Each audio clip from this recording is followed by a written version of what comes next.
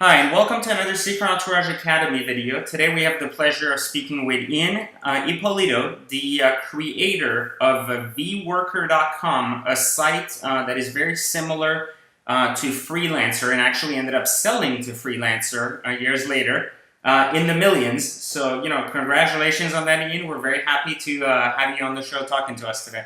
Thanks, Benjamin. I appreciate it. I'm happy to be here. So, tell us a little bit about your past. I know you're currently 43 years old and you kind of got a late start in the world of entrepreneurship, like in your late 20s. Can you speak a little bit about your upbringing first for people to have a background about your younger years, your education, and some of the jobs you've held?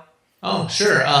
Well, I guess my really younger years, my first experience kind of in the whole entrepreneurship world was I was in grade school and my mom wanted to raise money for the school, and I'm half Chinese and I'm half Italian. And my mom makes these really awesome egg rolls.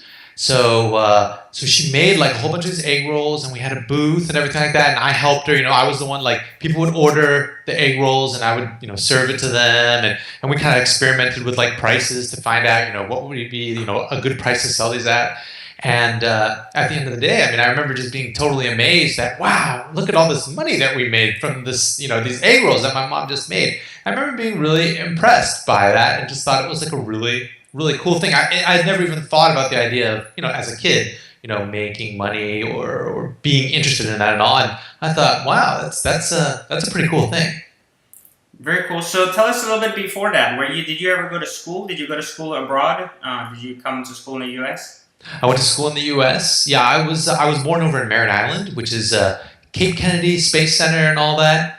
So my dad was an engineer there in the Apollo days, and a lot of the people in Merritt Island are somehow related to the Space Center.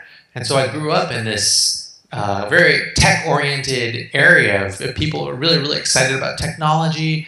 And I was probably it was like maybe 5th or 6th grade when my dad brought home what was then, there weren't very many computers, and my dad brought home a personal computer, and I fell in love with it. I was like, oh, it was called an interactive computer. It had like 16K.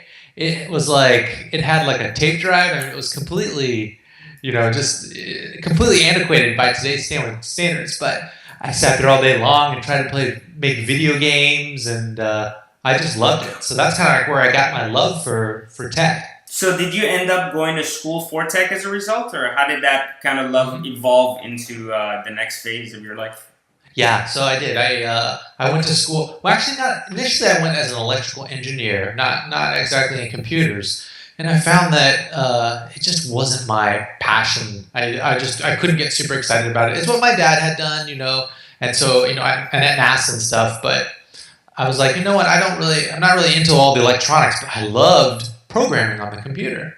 So I switched majors and then actually switched schools, and I went to the University of Central Florida.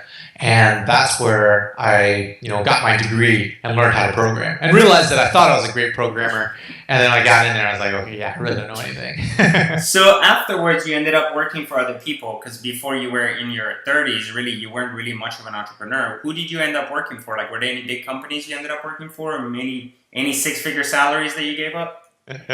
Well, I started working. I kind of worked my way up. I initially started up at GTE. I worked for companies like CDI, like consulting firms. I started as an employee really first, and then kind of made the shift to being a consultant. But then I also worked for some telecommunications companies. I worked for a company called American Tower, which did cell phones. So a whole bunch of different things. And all of that was programming? Was it primarily like through the programming field as well? Mm-hmm. It was programming. So either I was doing the programming or I was managing other people who were doing programming. So how did you make the transition? Tell us, there's got to be an interesting story about how you actually went from working for other people into actually working for yourself on some of these projects previous to vWorker, or was vWorker the really first and only project you've had? No, it definitely wasn't the first. I've had several things that I kind of tried, and they just didn't get off the ground or didn't work out. But each one I learned from. But the impetus was basically I was working. Actually, I always wanted to be my own boss. I had that kind of taste of it as a kid with my mom. And I was like, wow, that'd be so cool. But it's like, how do I do that?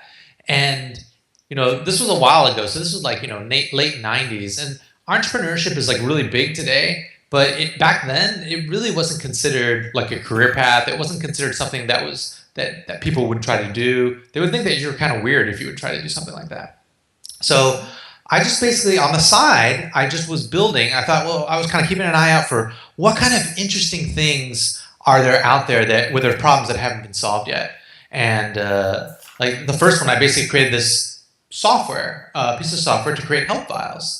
And actually, even before that one, I created one that didn't do so well. I created a piece of software that was like supposed to launch programs on your desktop, and it was a complete flop. I spent months developing it, and thankfully I was a programmer.